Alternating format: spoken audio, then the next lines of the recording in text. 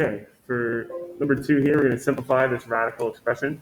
So we have a cube root of a square root of 64 x to the 8th times y to the 5th. Now, the property of taking like a root of a root is that you multiply the indexes together. Now, I'm not about memorizing, but if you understand the exponent rules, this is the same idea as the exponent rule when you take the power of a power. Because if you were to do like the mth root of something, that's the same thing as raising something to the 1 over m power. And if inside of that you're taking the nth root, that's the same thing as raising something to the 1 over n power. So we know that when you do like x to the a, or like, let's use actual numbers here, x squared cubed, all right, that means it's x squared multiplied by itself 3 times. So that would be x to the 6th. So in other words, you're going to multiply these exponents together, and that's the shorter way of doing it. So it's the same idea if the exponents are fractions. If they're still exponents, it's still power of a power. So you would multiply them together, and you get x to the 1 over m times n power, which written as a radical would just be that. Because when you have a rational exponent, the denominator is going to be the index of the radical, just like the square root of x, written as a rational exponent, is x to the 1/2 power. Because when you don't have an index, all right, that means the index is 2. So whatever the index is the denominator when you do rational exponents. So you could just treat this as, with one radical, you can make it the 6th root of 64 x to the 8th y to the 5th. All right. Now we're looking for perfect sixths. Just like when we simplify a square root, we look for perfect squares. Now we're going to look for numbers that have 6 equal factors. So 64, if you try to factor it, it's 2 times 32, 2 times 16, 2 times 8, 2 times 4, and 2 times 2. So 64 is equal to 2 times 2 times 2 times 2 times 2 times 2. All right, 2 to the 6th. So that means 64 is 2 to the 6th. So the 6th root of 2 to the 6th is just going to be 2.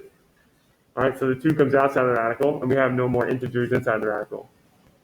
All right, x to the 8th can be broken up as x times itself 8 times, which means it does have a factor that is a perfect 6 because there are 6 of these x's being multiplied together.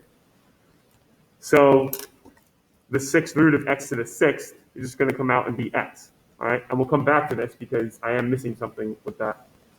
But y to the 5th doesn't, in order to be simplified outside of perfect, 6th root, you need 6 equal factors. But y to the 5th doesn't have enough factors. It's only 5 equal factors. So these leftover 2 x's and this y to the 5th are going to remain inside the radical. All right, so we've simplified everything else. So this is close to our final answer, but we have to think of absolute values because this is an even root, and we're simplifying it, a variable that comes out to an odd exponent. So that needs absolute values. And to remind you why, all right, if we just look at the x to the 6th part, let's say, all right, to get,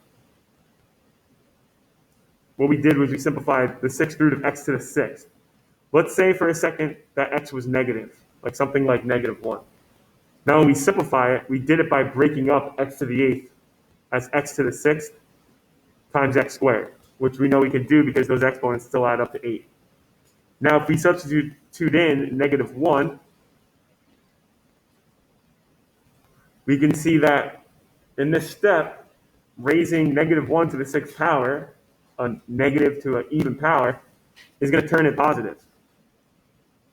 Same thing with -1 squared. So now that this is positive because of this 6th power, all right, the 6th root of 1 is just going to be +1. And then you have this other one, which for this example, we could keep inside the radical. Although if we know it's 1, we could simplify it. So notice what happens. If we wrote this as x times the 6th root of x squared, x was equal to -1. So if we write an x there, we're saying that this is -1, but it's not. It's +1. It came out of the radical, and it got raised to an even power, so it turned positive. So we would need absolute values here. So the rule of thumb is if you take an even root of a variable and it comes out with an odd exponent, even odd, then you need absolute values. Other questions?